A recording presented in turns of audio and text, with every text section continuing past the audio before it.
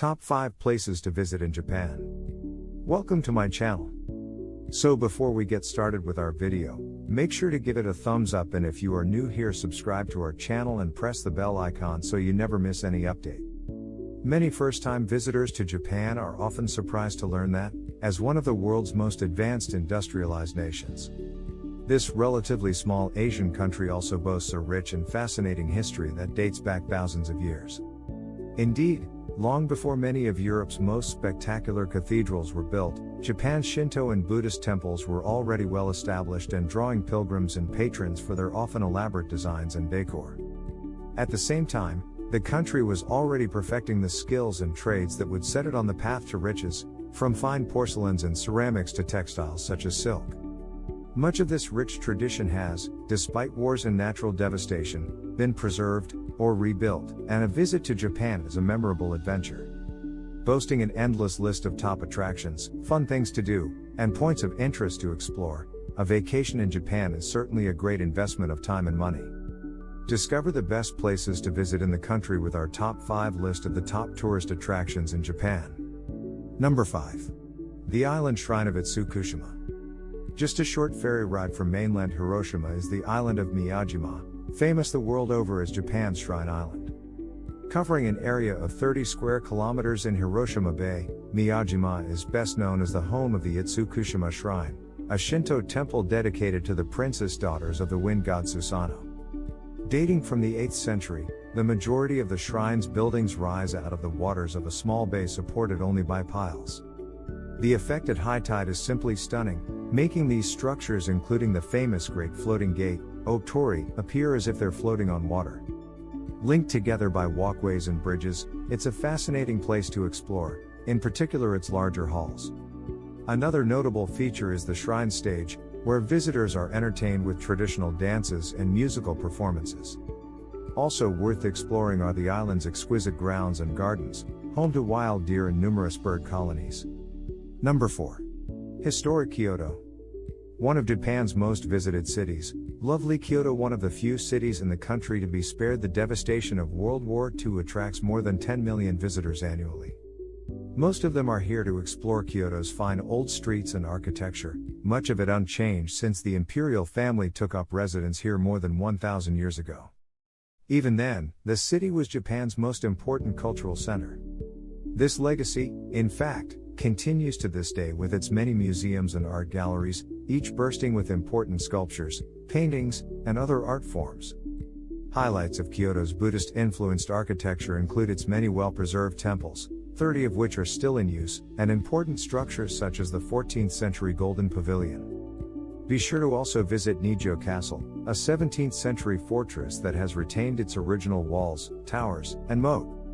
Also worth seeing are the castle's beautiful gates, along with its palace with fine interior decor. Number 3. Hiroshima Peace Memorial Park. While little needs to be said here of the horrors of the atomic bombing of Hiroshima in August 1945, much can be said of the incredible efforts this vibrant city has made to commemorate the many victims of the world's first nuclear attack. Perhaps even more importantly, Hiroshima has become a symbol of lasting peace. Visited by more than 1 million people each year, many from overseas, Hiroshima Peace Memorial Park lies at the epicenter of the atomic blast in what was once a bustling part of the city. Here you'll find a number of important monuments, memorials, and museums relating to the events of that fateful day. In addition to the grounds and gardens with their colorful cherry blossoms, the park is where you'll find the Peace Memorial Museum, with its numerous exhibits dealing with the issue of world peace. It's also where you'll find the Memorial Cenotaph and the Flame of Peace, as well as the Atom Bomb Dome, the ruins of an administrative building that lay at the center of the explosion. Number 2. Imperial Tokyo. Tokyo's most famous landmark, the Imperial Palace with its beautiful 17th century parks surrounded by walls and moats, is a must-see when visiting the nation's capital. Don't be put off by the fact that the majority of the palace is closed to the public, as there is still enough to see simply by strolling the grounds. In addition to the many fine views of the palace from numerous points in the surrounding parkland, visitors are permitted into the East Higashi-jun Garden and other areas that are open to the public as part of an organized tour. One of the most romantic views is of the famous Nayubashi Bridge, or Double Bridge, so named for its watery reflection. Another one of the must-sees for tourists visiting Tokyo is the famous Ginza shopping district. This always bustling area is home to the Kabukiza Theater with its kabuki performances, as well as the Shimbashi and Bujo Theater with its traditional Azuma Odori dances and bunraku performances. Number 1. Mount Fuji.